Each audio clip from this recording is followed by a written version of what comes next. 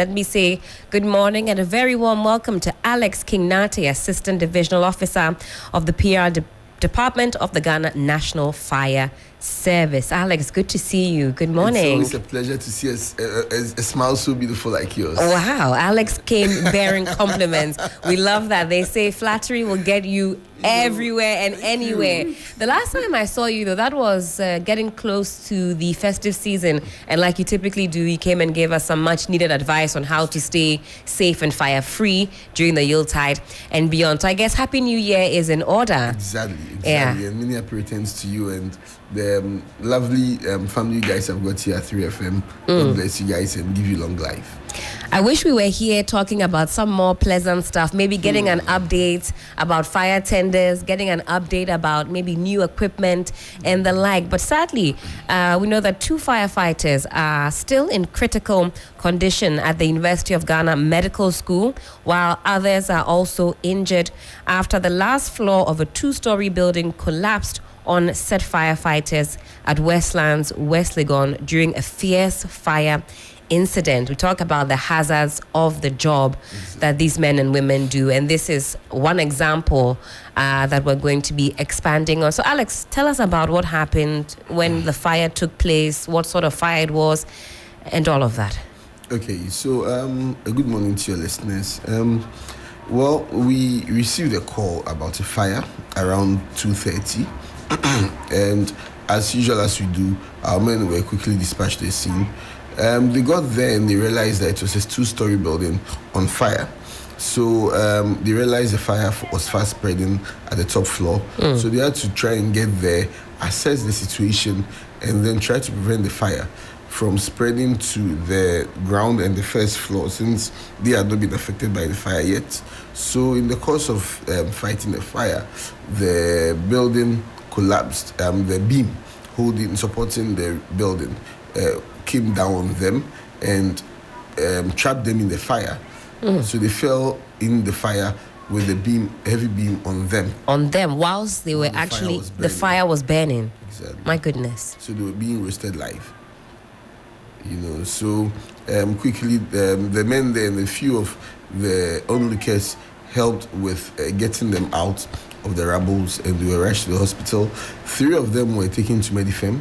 Okay. And 1 was taken to the University of Ghana Medical Center. And out of the 3, the 2 also sustained quite some injuries. 1 had a very swollen feet and some bends on the feet, and the other one had his whole buttocks bent. Oh, because of how they fell down with the beam on top of them. Exactly. So then his buttocks got bent. So it's like a big diaper all over the buttocks. Oh my goodness. I know we quantify burns by degrees. First degree, second degree. Do you have any intel about what kind of degree burn we're talking about here? Well, they vary from all of them. Okay. They vary. All of them sustain different degrees. So then that's why I said different degrees, because then the one who was discharged, out of the 2 were discharged, sustained, quite minor burns. Okay. Even though it was quite serious, but the other ones sustained burns on their arm, their shin, their buttocks, their hands, their back. The whole back got burnt. The whole back? Exactly. My goodness. And intermittently, if you're watching us on Facebook Live, we'll be showing you some video footage of what was going on. You'll see the fire truck there, also a number of people there, and in fact some smoke that is coming out of said building. So this is not a residential area. This is actually a commercial entity. So I see. Realized they were there and then it caved in and hit them. Oh my goodness. And again, if you're watching us on Facebook or on X, you can see that. And this is the Westlands. This is Westlands, yes. Westlands. Getting to the police station. Getting to the police station. Yes. What is the, in terms of the makeup of the area, the population, how busy is it? So we can get an idea of what you were dealing with. Well, the area is not too populated.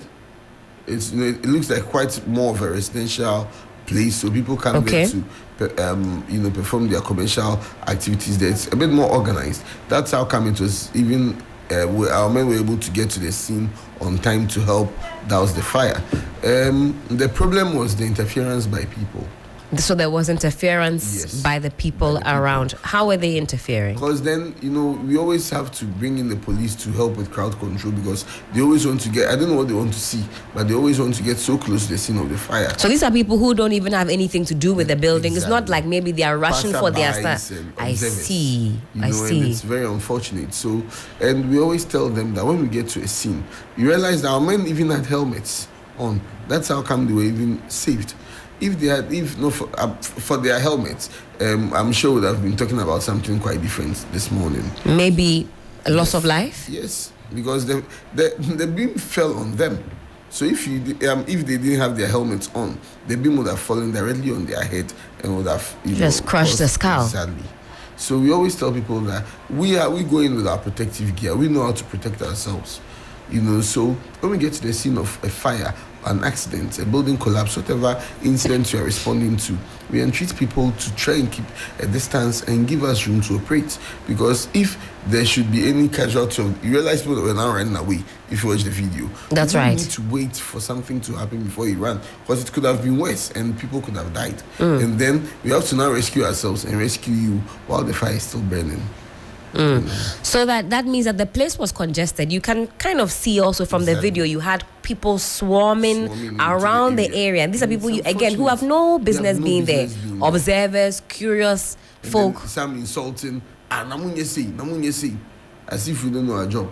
And then we see, and it's pathetic that our men will be sacrificed. And even with this accident happening, we have very unfortunate statements from very ignorant. I'm on radio, so I want to select my words very, very carefully. But it's very disheartening when people are suffering. People have gone through such an unfortunate incident like this, and all people can do is that, these people, why didn't they stand somewhere and throw the water? They didn't have to go in there. They didn't do assessment. Is this the time to say that when people are dead? And these are the same people that if we don't get to the seat of fire and we are down throwing water, they will say, they were just down throwing water and wasting water. So what should we do? Were there any casualties as far as this fire was concerned? So we know your men were injured. Were there injuries for other persons who might have been in or around the building? Who else was injured? Not that I'm aware of. Our men were the ones who were up at the place where the fire was burning. Okay. So to the best of my knowledge, it's only our officers who have been affected by the fire. So it would have been it was just your men who were injured, but thankfully non-fire personnel were not injured, none that we know. Exactly. Okay, now you mentioned the critique or criticism that has come through, especially on this particular incident. So let's break it down. Were you properly equipped to attend to this fire? You mentioned that you were there on time. Were there any deficiencies as far as this particular assignment was concerned? Okay, so one, the fact that one thing I always mention is the fact that we don't have enough fire stations. Okay. That place is a big community, Westlands. That's right. It's a growing community.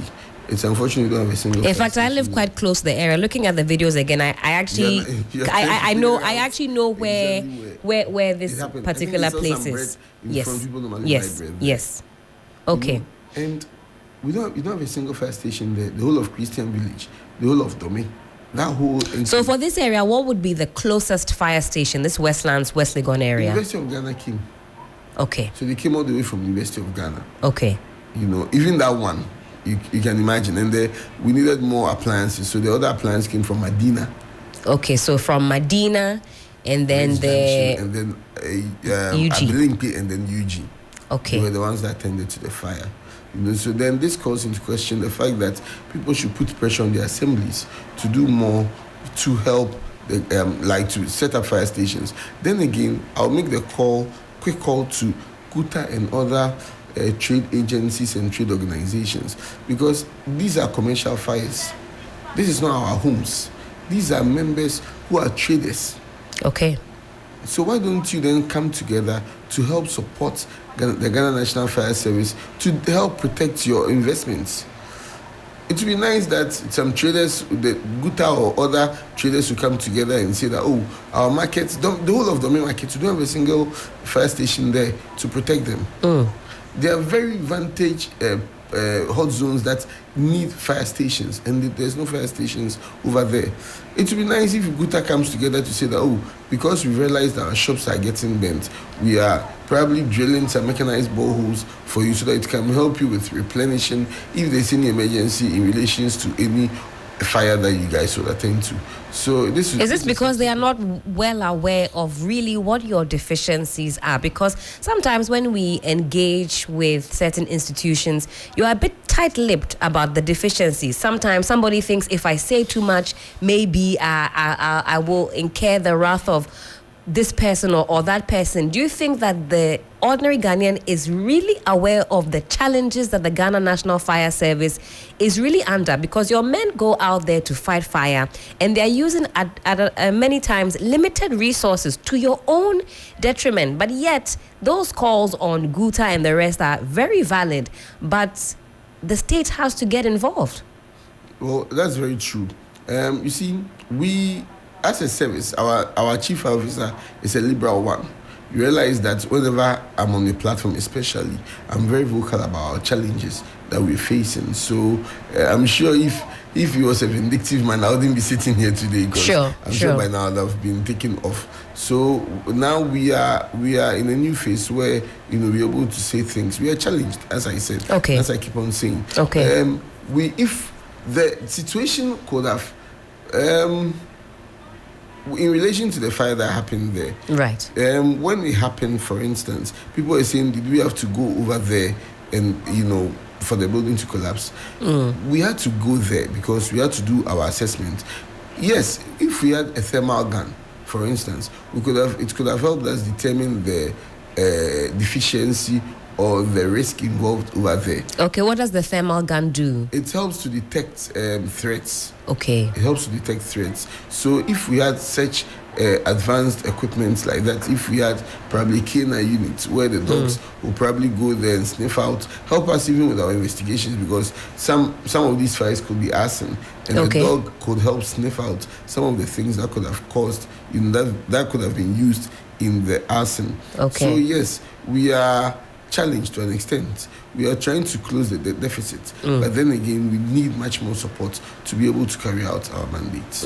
What was the water situation like when the fire was attended to? Was there water, hydrants? What was the situation? Okay, so the good thing is that I think there was a hydrant around the Presby Church. Okay. On that lane. Yeah. I'm not too sure if there was enough pressure in to help with the fire at that moment, but if water wasn't really a problem, because we had 3 fire tenders on scene, and at every point there was one tender going to do replenishing and coming back to the scene to help with the fire. Okay. The unfortunate thing is that all the 4 affected firefighters were all from University of Ghana fire station. Okay, so they had come in with the fire truck all the way down to Westlands. To Westlands. Okay. Yes. So when they got there and then they did the assessment and realized that the water they have will not be enough to fight the fire, so they had to call in for reinforcement from Abilimpi and also from Medina. Okay, so they actually arrived with some water which wasn't sufficient, and also the fire hydrant close by didn't have the requisite pressure to really fight the fire. So once it happens that way, then you see they always have. You see the thing is that I always say this, that when you see the water tender like that, it's not all water. The water is just a fraction of the tender, because our hoses, our other tools that we use to fight fires are all within this appliance. So the water is just half of it. So when they come in there, the water depletes so fast. Okay. So that's how come. So based on the assessment, if they realize that as an officer, the strength or how you can, the kind of fire you can fight with your tender. So if you realize that the fire is too much, you call in for reinforcement. And was there a need for the firefighters to go? So the fire started in Fikes, on the second floor or on the ground floor? No, second floor. On the second floor. So how were they able to actually get up that high? So there's a stairs right beside the building. Okay. That they use the stairs to get up there. Okay. And yes, people are saying that the 10-table ladder, and that's a good call. If you had a 10-table ladder, would have been able to fight the fire. But mind you, that is not the total solution, because then if the building there's gates or there's glass in front off, like just as you see. So let's say if it was the second floor Right. affected by the fire, you can't just stand there and be throwing water, because then it will be hitting the glass. So Okay. you're not hitting the fire. Right. So they right. have to get in there, see the seat of fire, and tackle the fire from the seat of fire. So the ignorant people who think they have sense than the fire officers that went and were saying that, did they have to go up there? Did they have to go up there? You see all the glass doors there. If you stand out and you throw the water, you are just wasting water, because it will just be hitting the glass and be coming back. So people should rather not expose their ignorance on social media just because they can. They should ask for explanation before drawing conclusions. I think maybe you've cited some of these comments because now they're coming thick and fast as we're having this conversation. And always Alex gives us some much needed education on even the kind of fire, if it's electrical equipment involved and all of that. But we do have a caller on the line who wishes to remain anonymous. They were actually at the scene of the fire and they want to join in on the conversation. Hello, good morning to you. Good morning. Thank you so much for joining us on the conversation. Please, can you step away a little bit from your radio set? We're echoing. Is it okay? Okay, perfect. Much better now. So were you at the scene of this fire when it occurred, some 2 days ago? I was right there. Let me say good morning to the officer. He's doing a good work, and then yourself also. Sure. Thank you. I was right at the scene. That's Alex The issue is Nartey. that Yes. the officers came in poised for action. Okay. They came in very active, but let me say this. We saw them not to be a bit practical. The issue is that they were glazing in front of the shops. You could see the fire burn in there. I know of PSS, and some PSS could easily discharge water into or onto the fire. There was nothing like that. Because they had no PSS, they had to climb up to go help. So, beg your pardon, you said they had no PSS. What is that? I'm not getting you too clearly. Oh, PSS are usually on fire tenders, and they poke. PSS, They okay. poke into structures, yes. They poke and then drill hole, and then some even have discharge nozzles in there that can discharge water onto the fire. I'm sure the officer is very much aware. Chief, I'm aware of 10 table ladder. That's you see, go to a time, a fire tender came, the fourth one that came. Very active, the guys got off the truck, they were ready to discharge, but the hose that they were using had broken. So there was spillage, they couldn't do it. They brought a pump out of the tender, the pump could also not work. At a point, the fire officers themselves were using polythene bags to tie the broken hoses. So I feel you could see the guys were professionals. They had wanted to work, but they were not having enough tools to work. A little bit resourcing can help the fire people work. Do you have a background in firefighting? I'm only asking because you mentioned the PSS and, you seem to have some background. I've seen the military, I've seen the airport having PSS. And you see the Makola show, right? I mean the Makola incident. The military came and they stole the show. So the National Fire were there. Having the enough tool, having the right equipment to work with, makes the work easy. If they had PSS, the gentlemen wouldn't have climbed up there. But you could clearly see they were glazing in front of the shops and the fire was burning in there. Throwing the fire at the glass won't quench it. I wasn't too happy hearing the officers saying that ignorant people are making statements. Some of us are not ignorant. I'm reporting what I saw and nothing else. Well, Alex is here. He can respond to that. And thank you for calling. And thank you also. I'm still on the line. Yes. So maybe I would want to respond Okay, to why not? We can have a discussion. Alex. okay. So I'm sorry if you took the ignorant people in a bad light, but then that's in relation to those who are, at least he has admitted and he has acknowledged that our men were ready to work and our men were committed. Right. That's what we want to hear. And then if you have a constructive criticism, we'll be more than willing to accept. But then for those who are not there, Right. who are basing on hearsay, and who are drawing baseless conclusions without knowing what they are talking about. Because that does happen. When a fire occurs, you go on social media, people have a lot to say. And we're not even there. Right. And, and we have people who say things here, we have people who have things to say. And these are people who say things without having anything to say. Right. So I'm sorry, but then again, back to his question about PSS, I'm not aware of anything like that. I think he mentioned the military maybe having, Mr. Anonymous, you talk about the military. That's something you've seen the military use? Yes, I've seen the Kotoka International Airport having a PSR on their fire tender. I see. You see, we have aviation. Into the gadget, drills the hose and discharge water in there. We have aviation firefighters. And if he's seen the aviation fire tender, he realized that that's totally different from how the normal fire tender looks like. There's a difference. Yeah, okay, sir. Sorry, I'm coming. You see, PSR has a purpose. If the purpose is to drill or poke hole, and there's glazing, wouldn't PSR work? You see, what is used internationally is the extendable turntable ladder. When you're at a distance, you can be able to extend the turntable ladder and get close. What we have, it's not necessarily a PSR. We have the ceiling hook.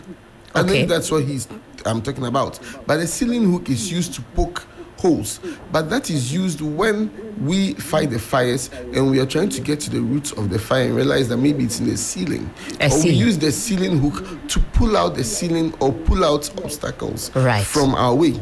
Okay. So I don't know if that's what he's talking about. The ceiling hook. It's a long tool that we use to. Mr. Anonymous, you were coming in there. I'm talking about PSR. Okay, I think this has become a dragged out points, and I mean Alex has given us that information, at least from the Ghana National Fire Service, the equipment that they use. So if you've maybe seen that with the military or some other body or institution, that's a bit different to what they use for the Ghana National Fire Service. Madam, don't play it down. Let's do a little bit of research on that. No, I'm not playing it down. You mentioned a particular equipment on a fire engine, right? I've got the PRO here of the Ghana National Fire Service. I'm very confident that if there's something called a PSR that he's aware of, he'll let us know. Alex is very much well equipped. So maybe it exists or maybe has a different name. You say that you don't work with the fire service, for example, but you've had some experience. I'm not doubting that there is something like that, but for this particular conversation, he's mentioned that maybe it's a different implement with a different name that they use. I hope I'm clear.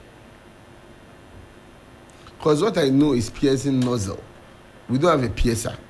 And it's as I said, you see, because the ceiling hook and all, it's used to create holes and pierce and then pull things down. Okay. Maybe we're talking about the same thing. That notwithstanding, I think our anonymous caller has also shared some insights. At least he was there at the scene to report to us what he said. And Mr. Anonymous, you were constructive in your delivery, which is different sometimes from what we get. Issues of fire and firefighting, they're very dear to our heart because at any point in time, any one of us could be the subject of a fire, domestic or commercial. And I know we're all here to do this together. The resources may be limited, but of course the Ghana National Fire Service is doing the best that they can do. Right. Okay.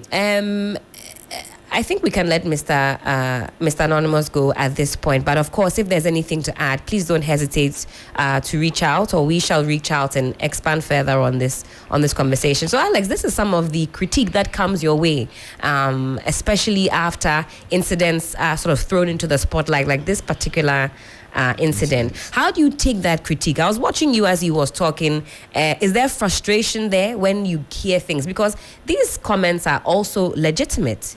They're legitimate comments, right? And where the ones that can be taken, we don't take it lightly.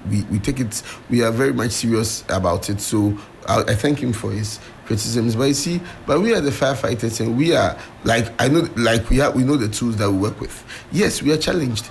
We can't get, as he said, he's not seen it. He's seen it in movies. You see, we don't.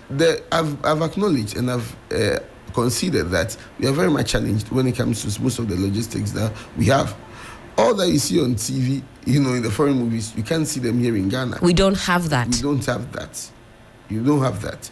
But we make do, and we are hoping that with the support, the effort he's putting calling, I'm hoping that he'll put that same effort in putting pressure on his assembly, putting pressure on his MPs, putting pressure on government to do more to help equip the Ghana National Fire Service, so that some of these things he's talking about, he will see most of these things being materialized in the Ghana National Fire Service. He made mention of the hose needing to be patched up. Is that something that happens often? Did it happen in this particular instance? He mentioned that there was some polythene that had to be wrapped around some of the hose to make sure that the water didn't seep out or leak out.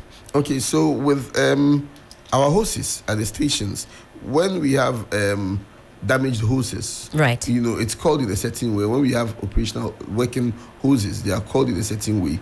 We try not to go to fire scenes with patched up hose, okay, or like leaking hose. But I realized that with even if as he said he was there, he realized that when they were fighting a fire, there's always one person holding the fireman who's holding the branch.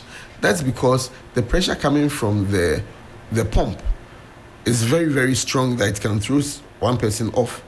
And so sometimes this pressure ends up perforating the hoses. Okay, because of the force with which it's coming out with. Yes, and it's a material. Sure. It's made of cloth. So once the force comes like that, it sometimes perforates. Also, you realize that if there's a shot, if you see the ground, there are a lot of obstacles. There's stones, broken down stuff, and we drag our hoses through. You realize that they are pulling the hoses up. And these things, once they pass through... Well, what is the cure for that? Because I'm sure there are other fire scenes that will have those kind of obstacles, glass or whatever it is. How do you then fortify the hose? What's the best situation or scenario? We try to hold it and support it from like the ground up to the top. But sometimes, obviously, some will be on the floor and you might not know, and you drag. That's what usually causes the problems. Yes. So there are lots of ways that perforate the hose. So the pressure... And then, irrespective of the area that we are fighting the fire, we are dragging to advance. Because the more you are fighting the fire, the more you're advancing to try and get closer to the seat of fire to extinguish the fire. So then, these are some of the causes. We don't deliberately go to fire scenes with hoses, and sometimes also some of the crew members will probably forget to report that this hose is best, so we have to leave it at the station. Okay. So yes, I won't necessarily deny what he's saying, but then it might have happened at the scene, or maybe one of the crew members failed to report the best hose to the officer in charge, so they'll leave it behind at the station. Now, how do you deal with the emotional challenges of dealing with colleagues who are physically injured in the line of duty? Because for others who might not be injured, you're thinking, is that going to be me on the next assignment? How do you deal with that emotional pressure? It's not easy. And it's then when there's fire and you're going there, and especially the fact that there's no medical insurance for any firefighter in Ghana. I need to state it again, that it becomes a very worrisome situation, because there's no compensation, or there's no insurance for any firefighter who gets injured in the line of duty. So what does the firefighter need to do in that instance? You need to pre-finance your own bill. Okay. And then provide receipts for a refund. That seems like a very unfortunate. The only insurance that we, as I said, is the workman's compensation. That's what every government worker is entitled to. Right. You do it and then you take it back for refund. You take it back for a refund. But then you take it back for a refund. But then we wish that as a service, the government could do more to get a specialized insurance for us. I think that's very necessary. That's very necessary, so that it can help protect the men, so that even if they know they are facing such risk or such dangers, they know that they will not be left hanging. With these men, for instance, because it became quite a big issue, the headquarters has taken up their medical bills. But for that, we have other situations that's happened that has not been in the media limelight. And the people have to use their own money to take care of themselves and later go for a refund. Now, we were showing something on our Facebook page just now, and if you are watching on the socials, either Facebook or on X, you'll see this. Alex, what implement is this that we're watching? I'll try and describe it for the benefit of those who are only listening to us. So what we saw earlier, the first one was a type of branch. Okay, so it's you'd call this branch. It's okay. A branch. So if you're listening to us, say you're not watching on Facebook or on X, it's an implement that looks like some type of hose, but there's a handle to it. This one looks like metallic with water coming out of it. It's like an extender or something like that. No, it's a branch. That's because the branch, you realize that that's a branch. So that's where we hold, and then the water comes out. Yes. Okay. So what is done is that you realize that we have different ways of fighting different fires. Right. So in the situation where you saw the fire, the fire might have probably spread so much that the hose is not able, or the branch itself is not able to just tackle the fire here. It needs to, use that to be able to cover a wide area where the fire is covered. So is this what our anonymous caller was referring to as the PSI? Do you think this is what he meant by that? Mr. Anonymous, I'm hoping maybe you are also watching us on X or on Facebook so we can get some more clarity on that. Is that what he would have been referring to as the... Maybe. The other image that came where they were on the roof. Yes. That's the ceiling hook. Okay. So it's, if your producer could... probably look for images for the ceiling hook. Okay. Realize that it's the same thing that is used to create holes. Okay. And you see, even with this that he's saying, it means the person still has to get close to the fire to be able to, even if you're using this, because I know we have the piercing nozzle. Okay. So probably that's what he's referring to. That's what we probably saw. But even with this, see, the fireman is at the scene of the fire. You can't just stand somewhere and use that to fight the fire. So yes, it's making a legitimate call, but then they still have to get there. Even if they need to use the piercing nozzle, they still have to get close to where the issue is to be able to make way before they fight the fire. Time check, it is some 47 minutes past the hour of 8. You're still live here on 3FM Sunrise on 3FM 92.7. We're talking all things fire off the back of that very unfortunate incident that happened in the Westlands area some 2 days ago with some firefighters in critical condition after they got hurt fighting fire in this commercial building. So in terms of prioritizing the safety of your men, what does that typically look like? How do firefighters ensure that they don't fall prey to these accidents that we see happening now and again? Okay, so we as a service are committed to building a family or a bond at the stations. That's why you'd see people say that, they pass by the station, we're pounding fufu, or we're playing dummy, or these are things that are used to bond. Okay. When we go to the fire stations, we hardly take our money out to go and buy food. They watch on YouTube, probably make some contribution, buy food, cook together, eat together, and while we await fires. So if there's no fire, we are cooking together, we are playing, we are doing something that builds the bond. So once we go out on the fire scene, we are looking out for each other. Once we go out on the fire scene, we are looking out for each other, because then there's no bad blood between anyone. We are all united going in. So as a service, we do our part to ensure our own bond. But then again, the service tries our best to provide at least some basic protective gears like helmets, and we insist that firefighters should be in helmets when they are going to fire scenes. We have tunics. The tunics might not be enough, but at least and then the BA set.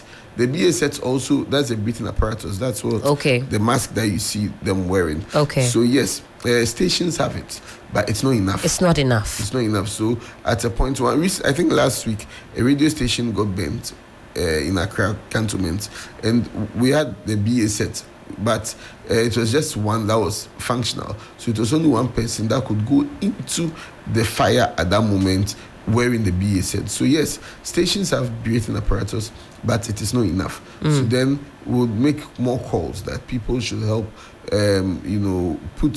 people should help put pressure on every stakeholder to try and equip the fire service to get most of these things to better protect us. Because if we are not protected, how can you protect you from fires? And for a lot of us, you might think that fire is so far removed from your reality. Alex says you have no idea. You have no idea. We go to fires at dawn, people's homes. Yesterday, while there was fire at Dome around the Taif around the station, there was under fire at Ashaman, Macedonia. It's you have no idea. So even me, I'm not insulated from fire. Someone so you're a fireman, so everything is okay, but no. Even me, so we shouldn't take it for granted. Vehicular Absolutely. fires has been a worry. People's cars get bent. Yes. And it becomes very worrying to note that people would buy expensive cars but wouldn't buy a single fire extinguisher to protect themselves. That's very important. It's been a pleasure as always. Alex King Nartey, Assistant Divisional Officer of the PR Department of the Ghana National Fire Service, giving us some much needed insights and as always, much needed education as far as fires are concerned. I'm hoping the next time we have an engagement, we're going to be talking about increased number of fire trucks, breathing apparatus, all of the protective gear that you need, and also some maybe insurance for your fire fighters as well. Insurance. Yes, much needed. It's very unfortunate that we risk our lives and you're at the peril of your life. And let me know this, that you realize that the economy is hard. That's right. Nobody has money, huge amounts of money lying down just like that. Depends who you're talking to, but I digress. So so I'll use the fireman as an example. No, because the pay, we are hoping that it gets better. Alex. We are hoping that it gets better. But you see, no one has money lying down that there's an emergency. Maybe you might have something that can help you with some malaria but imagine critical burns where you have deep tissue burns and that requires so much money. You might probably, most of the time, people will not have such money lying down. They have to have their family and friends support them before you have to take the receipts back for refund. That's not good enough. That's not good at all. So we are hoping that a fund or an insurance scheme can be put in place to help firefighters mitigate the pain, because it's already a headache, being bent or heavy buildings falling on you. But then compounding it with ways to raise funds to take care of these problems. This shouldn't be right. Once you're putting your life on the line to help save lives and properties, we shouldn't worry about how to get money to take care of yourself. But with the 2 personnel who are in critical condition, is there any update on that? When will they be able to return to work? Well, for now, yesterday our chief fire officer himself was there.